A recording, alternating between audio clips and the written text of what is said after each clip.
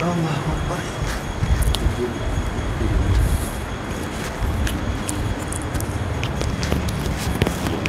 Hah? Okey? Kau anak pun kalau si am tu, anak tu.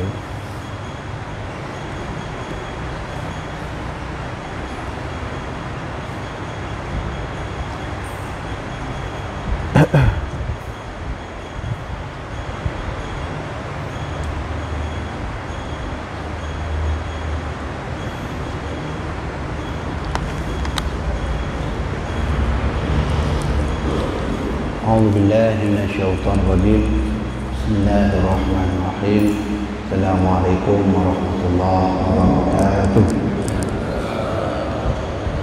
الحمد لله الذي مباركا على أمة محمد في بكورها أشهد أن لا إله إلا الله وأشهد أن محمدا عبده ورسوله لا نبي بعده Allahumma salli ala Sayyidina Muhammad wa ala ali Sayyidina Muhammad.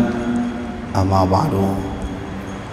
Pertama-tama di pagi subuh yang berbahagia ini, mari sama-sama kita panjatkan puji dan syukur atas segala nikmat kepada Allah Subhanahu wa taala, dan selawat dan salam kepada baginda Rasulullah sallallahu alaihi wasallam, kepada seluruh keluarga dan sahabat beliau, kepada generasi tabi'in, atba'ut tabi'in, dan para alim ulama mutaqaddimin, ulama mutaakhirin, khususnya kita semua di pagi yang berbahagia ini.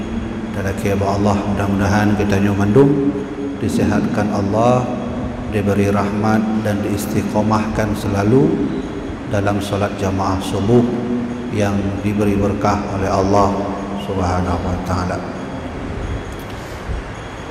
Salam ta'zim luntuan kepada Tengku Imam Masjid, Tengku Imam Ci, Tengku Keci, dan seluruh perangkat kampung, khususan untuk hadirin hadirat yang sudah hadir dalam majlis mulia dan majlis yang diberkahi oleh Allah Subhanahu wa taala. InsyaAllah di pagi yang berbahagia ini kita sudah mendapat doa dari Nabi Muhammad.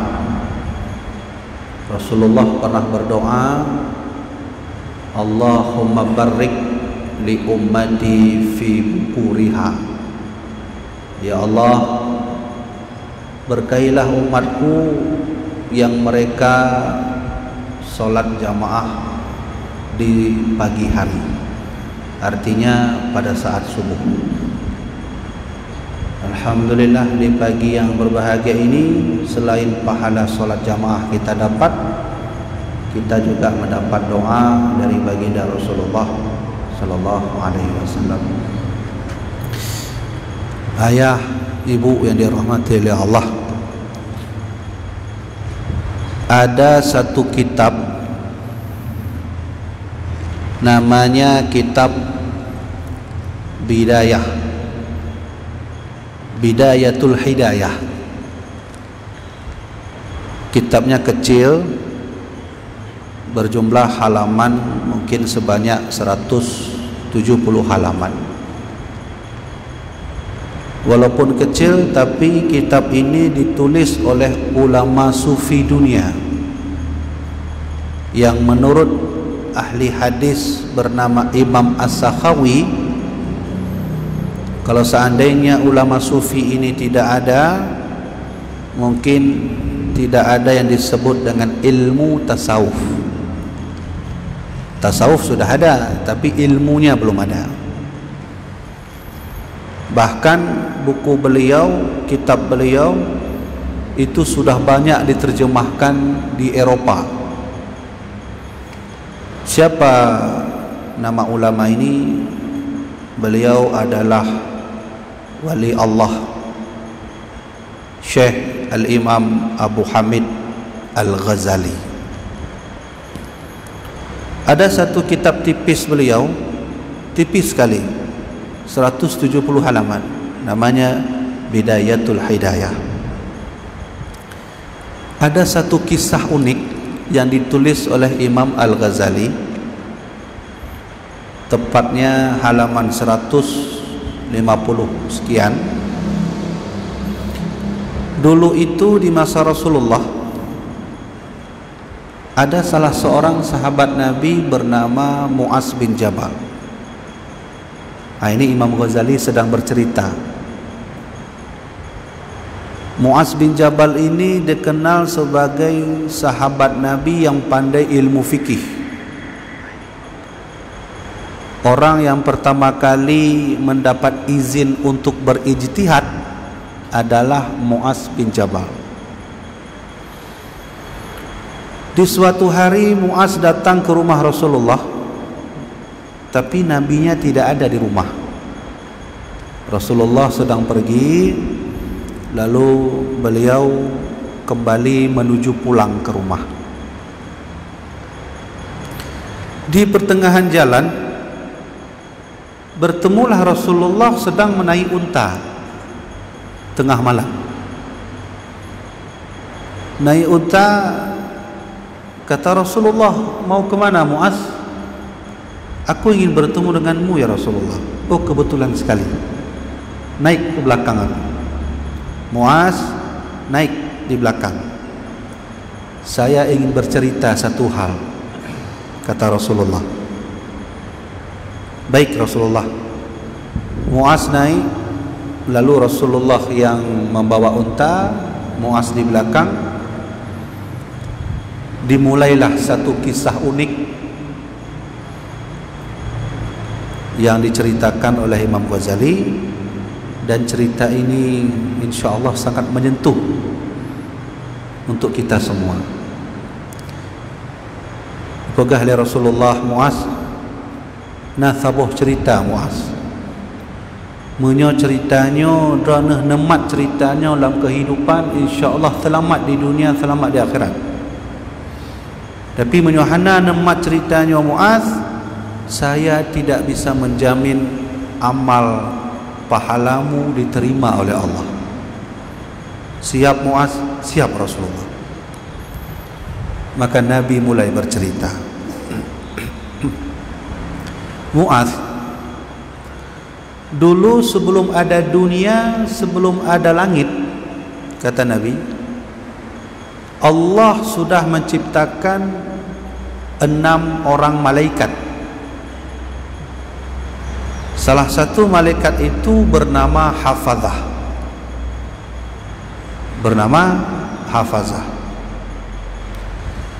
Jadi Hafazah ini, kata Rasulullah, Nabi sedang bercerita ini, naik unta di tengah malam, Mu'az di belakang, Nabi bercerita. Hafazah ini Mu'az tugasnya selalu membawa amal manusia. Di pagi hari dia catat amal, bahasa katanya rapor mungkin dah. Karena kita ada malaikat khusus, ada raqib, ada atid. Nah, hafazah inilah yang membawa setiap rapor manusia menuju kepada Allah. Kata Mu'az, terus Rasulullah, apa yang terjadi? Hafazah membawa rapor manusia, lalu naik menuju kepada Allah dan melalui 7 langit. Langit pertama, langit kedua, langit ketiga, langit keempat, 5, 6, terus langit ke-7. Ketika Hafazah mengambil amalan seorang hamba, amalan itu seperti sinar matahari, terang sekali Mu'az, sehingga Hafazah takjub, memuji amalan hamba itu karena terangnya seperti terang matahari. Naiklah Hafazah, kata Rasulullah, naik ke atas, tepat di langit pertama ditahan oleh penjaga malaikat.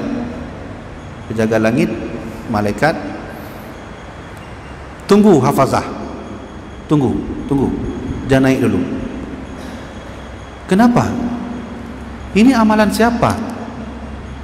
Disebut oleh Hafazah amalan fulan bin fulan. Apa kata malaikat pertama, malaikat langit pertama? Idribu bihadhil amal wajahah. Ambil amal ini hafazah, engkau lemparkan ke muka hamba itu. Terkejut hafazah, kenapa engkau menyuruh saya mengambil amal ini untuk melempar kembali ke muka orang itu? Maka dijawab oleh malaikat pertama, tahukah hafazah, ini amal ini kami diperintahkan oleh Allah untuk menjaga amal-amal yang mengandung unsur-unsur kesombongan. Kami diperintah oleh Allah jangan terima amal yang ada unsur sombongnya. Idribu bihadhil amal wajhah, ambil amal ini lempar ke muka orang itu. Muaz bin Jabal terkejut, amal belum sampai kepada Allah ternyata sudah disuruh lempar oleh malaikat langit pertama. Saya rasa lerasamnahu, sombongnya adalah penyakit paling raya. Bagaimana? Iblisnya kan awal malaikat. Iblis itu dulu malaikat dia, tapi kenapa diturunkan dari surga? Karena punya sifat sombong. Sudah Muaz? Sudah Rasulullah. Muaz, ketika ada amalan hamba yang persis sama seperti cahaya matahari, di sisi lain hafazah membawa amal itu, dia bawalah menuju kepada Allah melewati langit pertama, kedua, ketiga, keempat sampai ketujuh. Di langit pertama, malaikat pertama bertanya, ini amalan siapa? Ini amalan fulan bin fulan. Silahkan lewat. Berarti amalan itu tidak ada unsur sombong. Sampai langit kedua, hafazah bercerita, ini amalan ini adalah punya fulan bin fulan, dan saya merasa takjub karena amalan ini seperti cahaya matahari. Tunggu, kata langit pertama, ini punya siapa?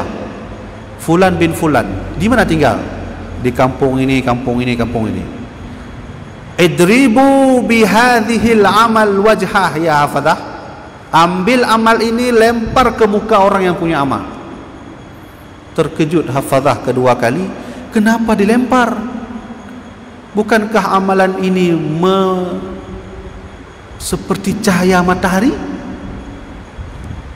Maka kata hafazah, ambillah amal ini lempar ke muka orang itu, karena dia berbuat amal ini untuk mengharap dunia. Ya minta pe, minta jabatan. Amalan yang model-modelnya nyan le waktu pilkada. Punya kamu mulai pilkada nyan pastinya aja. Calon legislatif, foto bersama, ambil padi, kasih uang fakir miskin. Le berhasil kah nali? Mengharap dunia.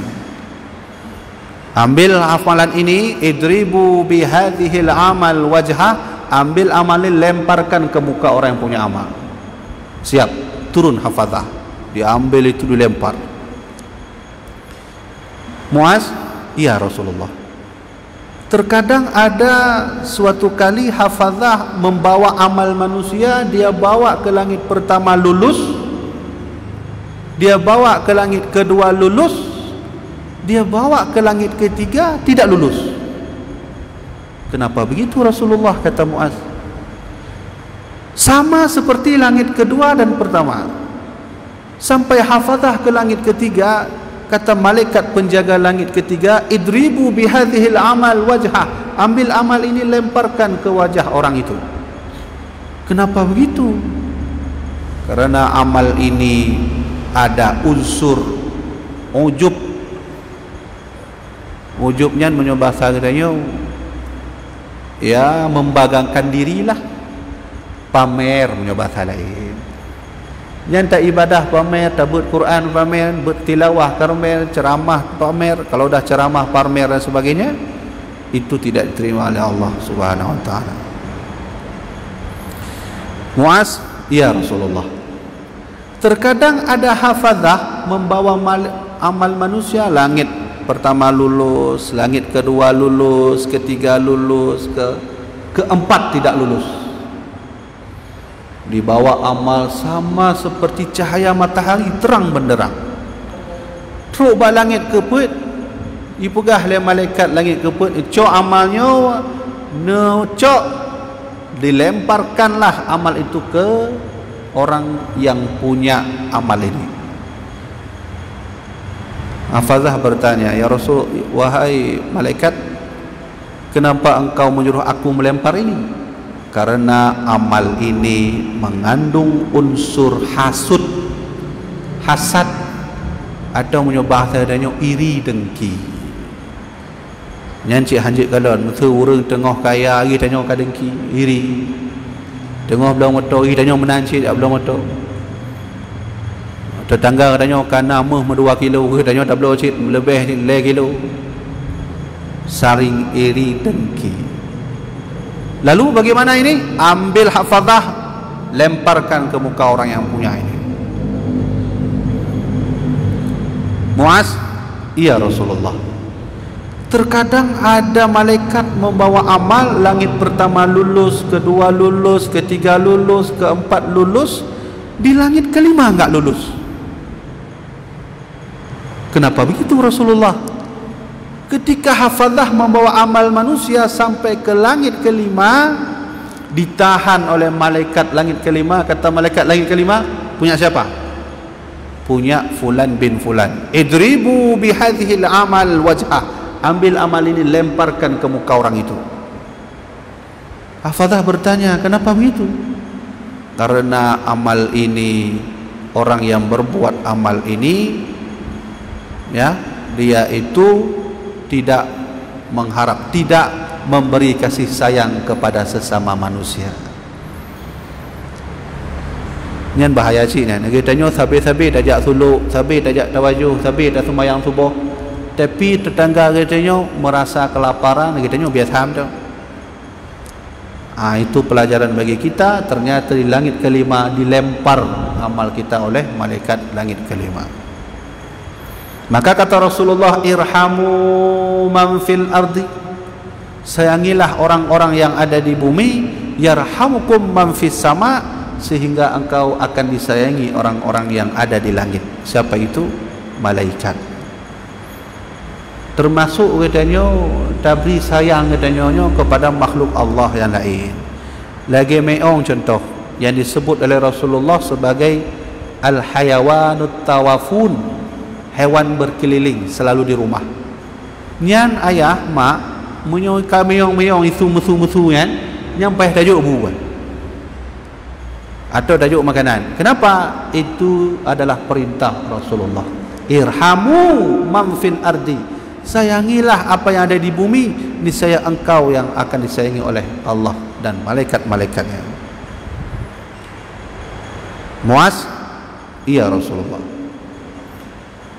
Adakala amal dibawa oleh malaikat hafazah, lulus langit pertama, lulus langit kedua, lulus langit ketiga, lulus langit keempat, lulus langit kelima, dan tidak lulus di langit keenam. Muaz bertanya, kenapa begitu Rasulullah? Ketika hafazah membawa amal manusia seperti terang benderang matahari, dia bawalah sampai ke langit keenam, ditolak oleh langit keenam, malaikat langit keenam. Punya siapa?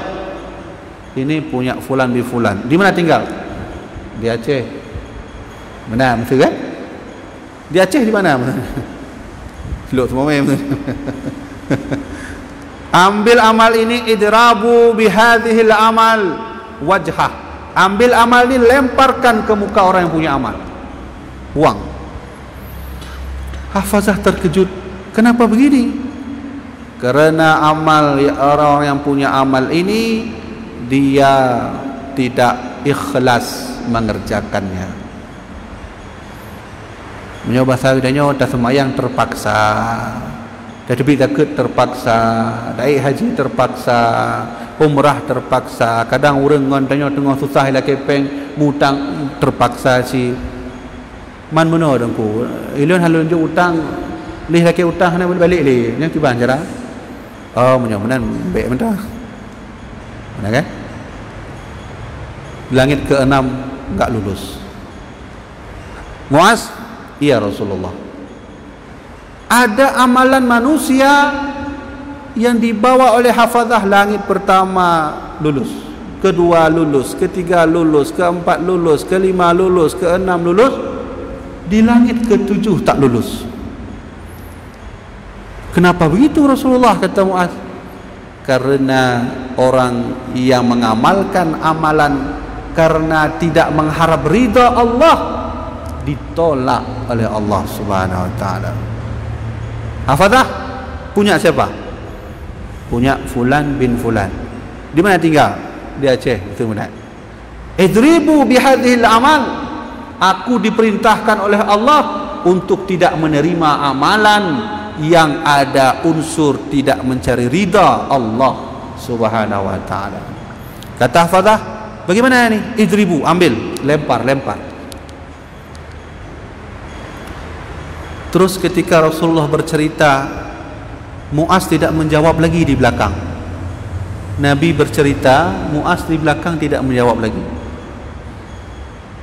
Terdiam Muaz bin Jabal. Lalu Rasulullah melihat ke belakang.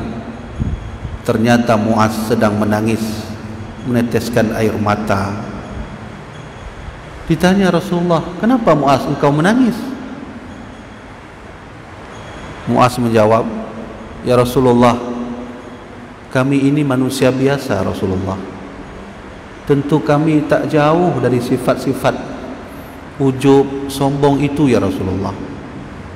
Apalagi ketika engkau bercerita amalan kami diproses begitu ketat ya Rasulullah. Dilihat kesombongannya, dilihat ria atau tidak, dilihat ujub atau tidak, dilihat hasud atau tidak, ridha atau tidak, kami sangat sulit karena kami ini manusia biasa. Muaz bin Jabal menangis di belakang Rasulullah karena beliau menganggap beliau manusia biasa yang tentu tak lepas dari sifat-sifat tercela itu. Kata Rasulullah, engkau jangan khawatir Muaz, jika engkau beribadah karena Allah bukan karena yang lain, insya-Allah amal ibadahmu diterima oleh Allah. Inilah singkat cerita yang ditulis oleh ahli tasawuf dunia Imam Al-Ghazali dalam kitab beliau bernama Bidayatul Hidayah. Sekarang apa yang bisa kita ambil dari cerita ini? Pertama, ternyata ibadah itu tidak sembarangan nilainya. Allah berlapis-lapis melihatnya. Kon sembarangan dia sembahyang wassalamualaikum assalamualaikum berangkat kai trimong ana nunggu. Dilihat oleh Allah berlapis-lapis. Kita sembahyang dilihat ujub atau tidak. Begitunya ceramah maulud, ceramah khutbah Jumat dan sebagainya, ujub atau tidak? Enggak. Hasud? Ria? Ridha enggak sama Allah kalau beribadah? Ikhlas enggak? Berbuat kasih sayang enggak sama manusia? Iktibar pertama yang bisa kita ambil dari cerita ini adalah ternyata ibadah itu tidak semudah diterima Allah. Maka oleh karena itu solat bukan jaminan alat masuk surga. Kan mesti mana ilun tuan sembahyang nunggu nyangka pasti dah masuk surga. Hana nunggu. Sembahyang bukan alat pasti kita membawa kepada surga. Walau ada hadis Nabi, kata Rasulullah, al-wudu'u miftahus salah was-salatu miftahul jannah. Wudu itu adalah kunci solat, solat itu kunci surga. Itu kata Rasulullah. Tapi yang punya hak megang surga neraka Allah. Fi'lu kullu mumkinin aw tarkuhu, sifat jaiz Allah. Allah bisa memasukkan ulama ke dalam neraka, penzina ke dalam surga. Inilah yang membuat Muaz menangis. Harapan beliau kecil. Ternyata ibadah itu tidak mudah diterima oleh Allah. Dilihat ujub enggak kita, iri enggak kita, sombong enggak kita, ridha enggak kita, ikhlas enggak kita. Berlapis-lapis dilihat oleh Allah. Maka surga bukan alat pasti masuk ke dalam solat, bukan alat pasti masuk ke dalam surga. Mari kita main logika sedikit. Nabi Adam, Nabi Fon, dan manusia pertama di dunia yang kenyan Nabi Adam alaihissalam. Nabi Adam, berapa dosa beliau buat sehingga Allah turunkan dari surga? Benar kan? Ini main logika juga. Nabi Adam diputrun oleh Allah dari surganya pada berdosa. Nabi Adam sabar kan? Satu kan? Cuman makan buah khuldi diturunkan dari surga. Satu dosa. Kita berapa dosa yang ingin masuk surga? Hana tang. Nabi Adam diturunkan Allah dari surga karena satu dosa. Kita yang banyak dosa ingin masuk surga. Tang apa tu? Hana cocok kan? Nak pantas kita masuk surga. Hei Nabi Adam yang seorang Nabi, seorang Rasul, karena sabah dosa putron oleh Allah. Kita nyola dosa nak dalam surga. Tang apa? Tak cocok. Inilah yang membuat Muaz bin Jabal menangis di belakang Rasulullah.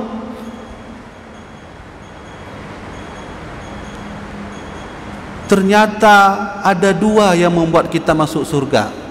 Ada dua. Bukan solat tengku. Karena Syekh Basisa masuk neraka. Syekh Bal'am, ulama pada masa Nabi Musa, masuk neraka. Syekhnya. Dia tanya, Syekh kan, tengku kan, ustaz kan, orang hafal Quran cik kan. Syekh Bal'am, Syekh Basisa masuk neraka. Dia solat, dia menulis kitab, dia punya murid, punya dayah, nak pesantren, tapi ahli neraka. Syekh Basisa. Kisah ini ditulis di dalam kitab Al-Majalah Susaniyah atau syarah daripada Arba'in Nawawi yang ditulis oleh Syekh Ahmad Al-Kushani. Tertulis kisah Syekh Basisa kenapa dia masuk neraka. Ini kan membuktikan bahwa Allah kan punya hak. Ulama saja masuk dalam neraka. Menyuka ulama atau dalam neraka, kita nyokon ulama, tengku kon ustaz kon pulang kita nyokon. Sang nasi tengku. Nabi Adam karena satu dosa diturunkan dari surga, kita nyok banyak dosa yang masuk surga. Nah cocoknya. Nah cocok. Ternyata yang membuat kita senang hati, alhamdulillah, karena adanya baginda Rasulullah, ada yang membuat kita senang. Nabi Muhammad menyampaikan pesan, jangan khawatir, karena ada dua yang membuat kita masuk ke dalam surga. Pertama, yang disebut dengan rahmat Allah, kasih sayang Allah. Allah sayang enggak sama kita? Allah cinta enggak sama kita? Itu yang membuat kita masuk surga. Allah tak pandang bulu. Sang penzina perempuan yang solat tak pernah memberi air kepada anjing masuk surga. Seorang syekh yang solat, yang selalu menulis kitab, mengajarkan murid-muridnya sehingga menjadi ulama, masuk neraka. Jadi yang membuat kita masuk surga rahmat Allah. Tapi leh daripadanya baik mana untuk tengku punya menan kakalah lu nak semayang. Hanapu semayang minta rahmat Allah mentang. Oh anjir tengku.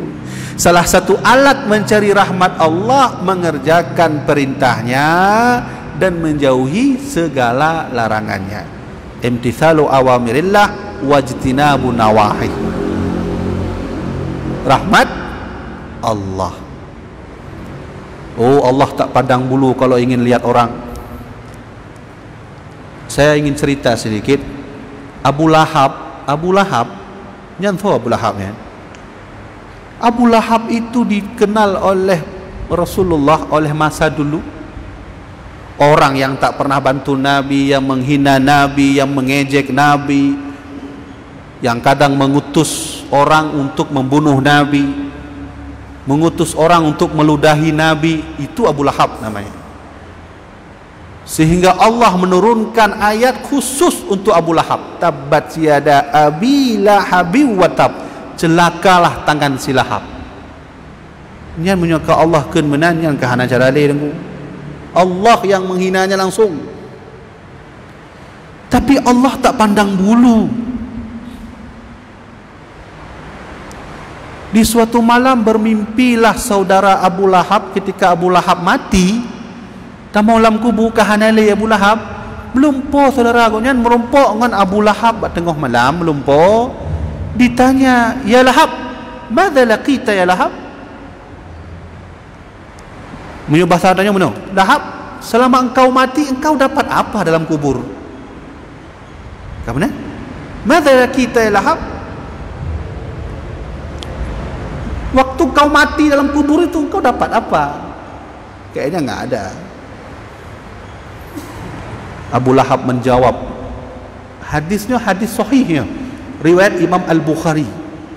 Nya kon kisah dongeng-dongengnya, kon kisah dongeng, kon kisah cerita belaka, hadis sahih.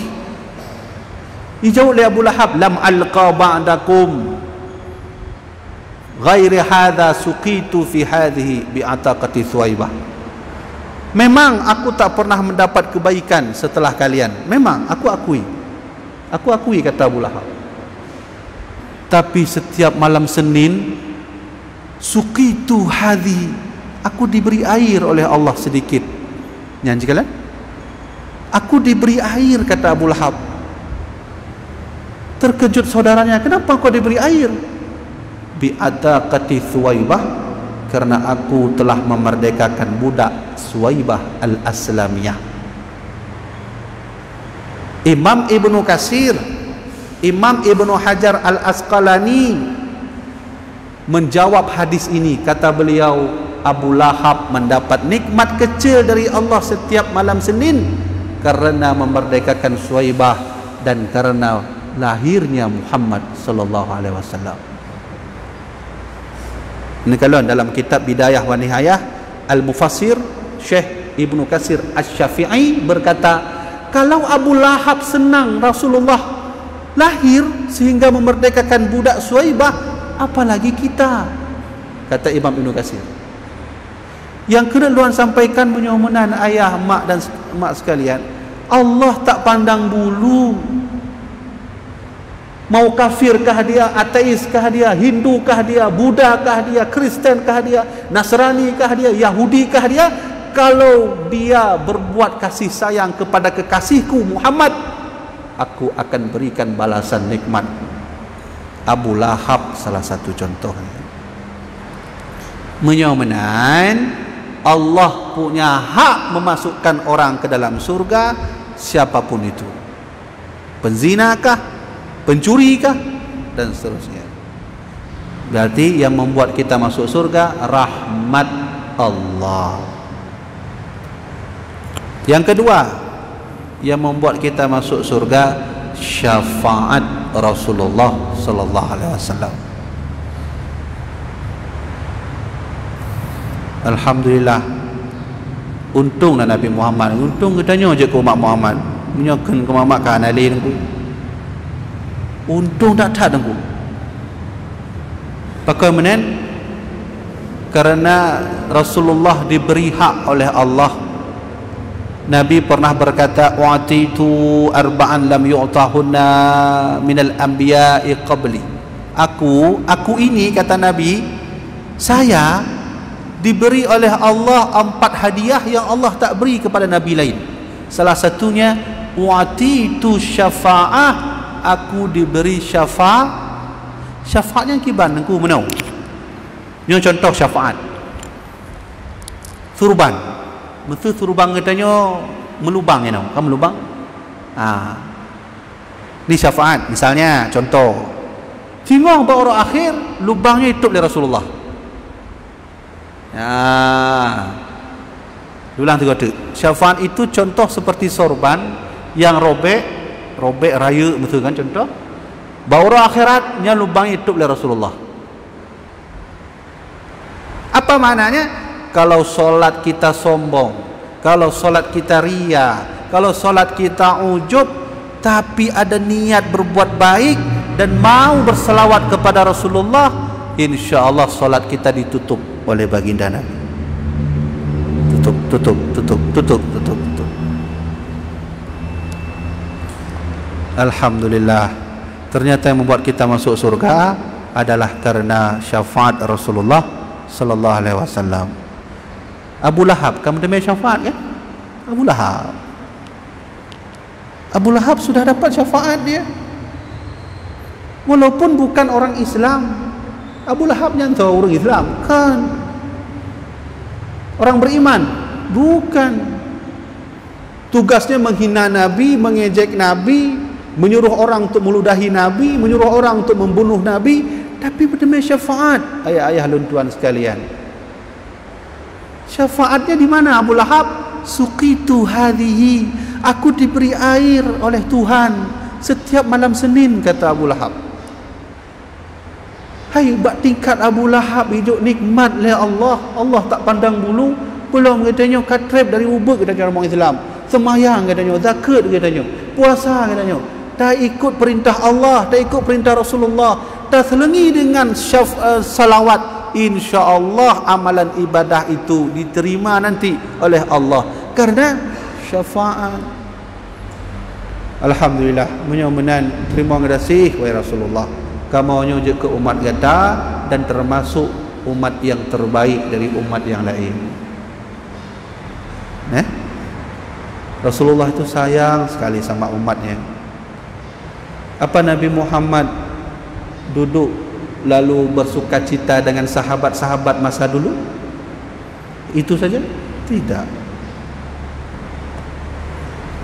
Datang sahabat Nabi bernama Ubaidah bin Al-Jarrah. Duduk. Rasul, iya Ubaidah. Boleh saya bertanya? Boleh. Apa pertanyaannya wahai Ubaidah? Hal ahadun khairun minna ya Rasulullah? Aslamna ma'aka wa jahadna ya Rasulullah. Nabi, ada enggak orang yang lebih baik dari kami ini? Kelompok yang lebih kuat dari kamu? Nah Nabi, aslamna ma'aka, kami Islam bersamamu. Wa jahadna ma'aka, kami berjihad bersamamu. Melihat wajahmu, bisa memandang dirimu, bisa memegang tanganmu. Pertanyaan kami, ada enggak kelompok yang lebih baik dari